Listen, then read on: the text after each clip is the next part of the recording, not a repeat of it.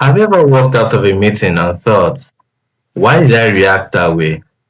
Or maybe someone in your team gave you feedback that surprised you because you didn't even realize you were doing it. That's self-awareness come. That's where self-awareness comes in. Hi, I'm Joseph and welcome back to the channel. Today we're talking about self-awareness habits that every young leader needs. Because if you don't understand yourself, it's really hard to understand and lead others. So, let's begin.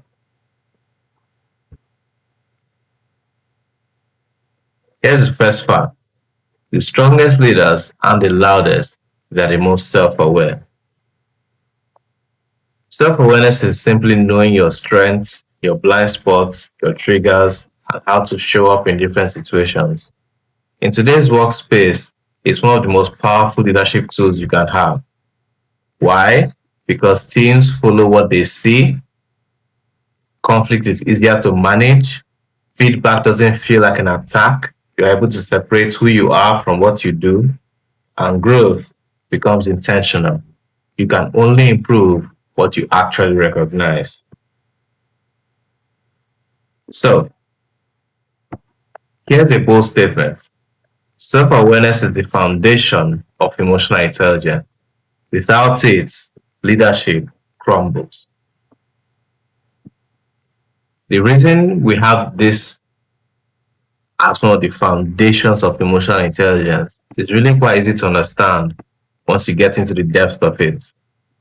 If you have no idea how to understand who you are as a person, you don't know how to regulate your own emotions, you don't know how to understand why do you do the things you do, it'd be difficult to, number one, intentionally make decisions because you are only going to be relying solely based on instinct and not intellect or even experience.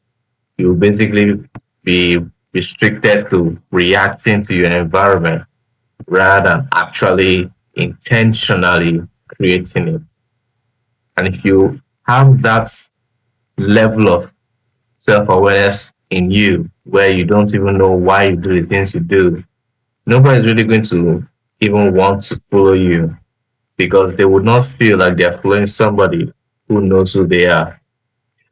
And yes, as frustrating as that question is, some of us know where you're in high school or in secondary school, where teachers will ask you, write a 3 page essay on who you are. And people struggle with answering the question, who I am, who am I as a person, what are my strengths, why do I do the things that I do. It's one of the reasons I love psychology so much because it helps you understand the depth of what you are capable of and where all these intentional tiny decisions that we make every single day can add up to a big, large iceberg of a personality. Because self-awareness helps you understand your strengths and also helps you to know what your blind spots are. Some people don't really know what their blind spot is. Perhaps you don't even know what a blind spot is in the first place. A blind spot is a part of your personality or your experience that you're not always aware of. Perhaps for some people, it might be a certain relationship. They ask themselves, oh, why do I always go for this particular type of person? Or maybe it's a certain project you want to undertake. Why is it very difficult for me to say no in this situation? It's very likely that that's one of your blind spots because you can't really see where it's coming from. But with self awareness, it helps you to understand why you do the things you do. Why do you react in the way you react? And how can you intentionally make decision to change it or improve on it or perhaps leave it the way it is. If it's fine the way it is. It is also essential for building trust with others because it's very difficult to follow somebody who is always reacting to their environment, somebody who is always very unable to follow their own sense of path as they go through life. If you ever met somebody who is always being swayed by whatever is going on in their environment, they are very reactive. They don't really have an identity as such. You find it difficult to build a relationship or any kind of trust, especially in a workspace with that kind of person, because your first concern is they don't even know where they are going. They don't know who they are. And of course, if they don't know who they are and how they're going to get there, their decision making is going to be very, very poor. Now, here's something I call the self awareness gap. Most people think they are self aware, but according to a Harvard Business Review study, only 10 to 15% of people actually are. Now, the sad truth is, leaders who lack self awareness risk burnout, conflict, and poor communication. The gap between who we think we are and how others see us can make or break relationships. So I have this graph on the screen here that has 5 aspects of self-awareness. And depending on where you are on this graph will determine how self-aware you are, and perhaps how the distance you have left to cover. So we'll break it down a little bit. At the bottom, you have self-awareness. That is, you are just basically aware of maybe a few things about yourself, maybe a few of your strengths. Maybe you are into zodiac studies, say, oh, I'm a Virgo or I'm a Leo. Maybe you are aware of few personality traits that you have. That means you are only at that level, just aware of who you are as a person. The next level is self reflection. So we're going to start with that. Self reflection would imply you're able to do a deep scan of who you are, reflect on your past behaviors, reflect on your past experiences, and understand where those things have led you to become. Perhaps in your family, you grew up in an environment where you are pressured to be perfect all the time. If you have that level of, it's not really a trauma, but that's the best way to explain it. If you have that kind of background where you are pressured to be perfect all the time, more often than not, those individuals grow up to feel always anxious, they're always on edge. The slightest conflict, the slightest risk of anybody giving them a negative feedback causes all kinds of heavy emotions. And it's almost a question of why did you react that strongly to such a little feedback? That's where self reflection comes in to help you understand your past behavior. Self acceptance is something that most people struggle with as well. Accepting who you are as an individual, accepting perhaps your weaknesses, your strengths, your traits, things that most people would find uncomfortable. To be able to say to yourself, well, this is who I am as a person, and these are my strengths, these are my weaknesses, and these are things that I'm willing to work on. Now, most people stop at the second level, but very few are able to elevate it to the third level. The third level will then include self knowledge, knowing every aspect of a personality and everything about who you are as a person. You have consciousness on the one end, implying you're able to justify your actions not only to yourself but to others. And you have emotional intelligence on the other end. Now, this particular level is the hardest to achieve, but it's the one that creates the best leaders, the best individuals, because these people are not only able to intentionally make decisions for themselves, they're able to regulate their emotions properly, and they're able to be highly trustworthy and excellent at dealing with high pressure, high risk situations. So here's a key check for you. Take 5 minutes to review your day. Ask yourself what went well, what triggered me, what can I improve? and ask trusted peers, how do you experience me as a leader? It is very important during this heat check to listen without defending. Don't go into that particular environment thinking, oh, I'm going to protect myself.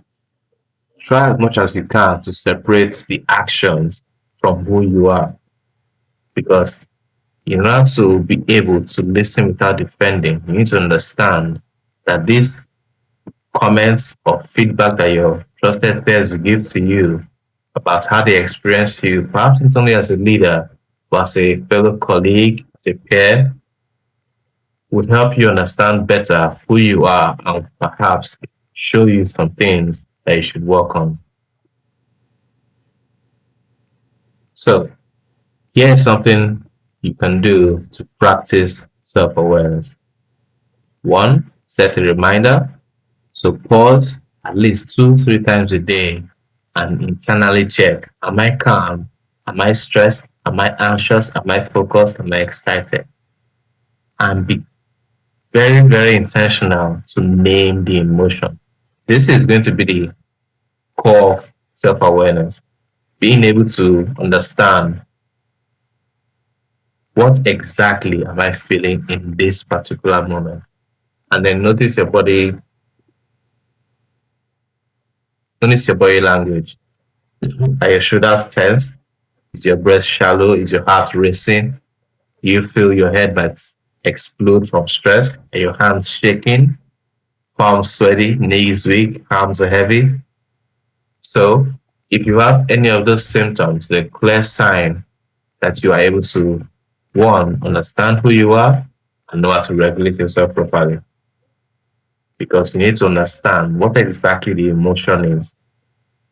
And more often than not, how your body is reacting will tell you how. Now, here are a few mindfulness leadership practices. And I give you my very strong warning, all of these work, but you have to be dedicated and you have to keep going at it on a regular basis. The first one is meditation or journaling before big decisions. People with high emotional intelligence understand the fact that you shouldn't make any decision when you are very happy or very sad or angry. You shouldn't make big decisions when you are high in emotion, whether positive or negative emotions. So, meditation before big decisions will help you understand and ground yourself to know this thing that I'm going to do, is it actually going to work out? Is it actually a good idea? Or am I just reacting to my emotions right now?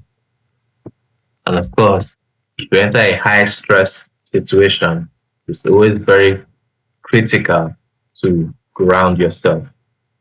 Don't let your environment dictate how you feel, but rather you dictate what happens in your environment.